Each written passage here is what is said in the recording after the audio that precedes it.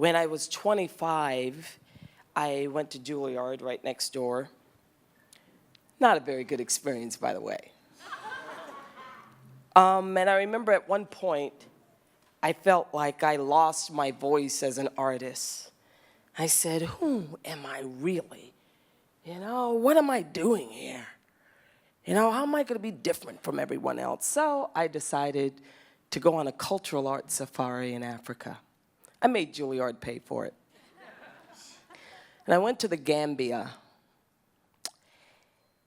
And I went to a compound of the Mandinka tribe. And one day, there were these group of women called Kenyala who came into the compound, Mandinka women. And they were dressed in oversized clothes. And they had paint on their faces. And they carried drums. And they were shouting really, really loudly and making really funny faces. And they had calabashes filled with this dish that tasted like peanut-flavored oatmeal. And they just got louder and louder, and they passed the calabash around to everybody in the compound. And more people started yelling and screaming with them, to the point where they were falling over each other. Hundreds of people, children even. And they'd pass the calabash, plop the food in their mouths, look up to the sky, scream, scream, scream. And they'd sing this song that translated into, I did not come here for food, my stomach is full. I did not come here for food, I came for much more than that. And I was wondering who these women were. And I found out that they were actually women who were infertile. And in the Gambia, the biggest blessing you could possibly have is to be able to have a child. And these women felt like the only reason why they weren't blessed with a child is because God did not hear their wish.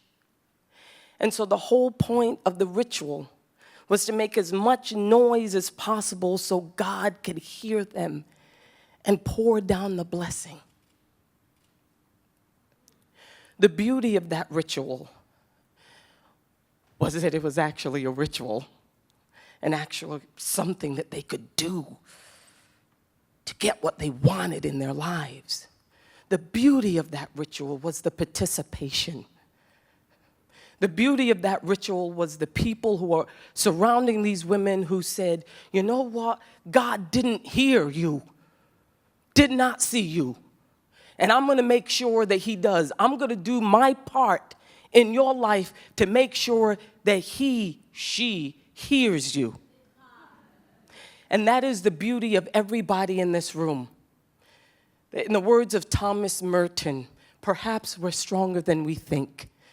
That everybody in this room, I'm sure at some point, has gone through something in their lives, and you've survived it. But not only did you survive it, you took that trauma, that hurt, that revelation, or whatever it was, and you used it to connect, to give, to influence, to help. And that is the beauty and the purpose of what we are here on this earth to do. So for me, I lift the glass to everyone in this room.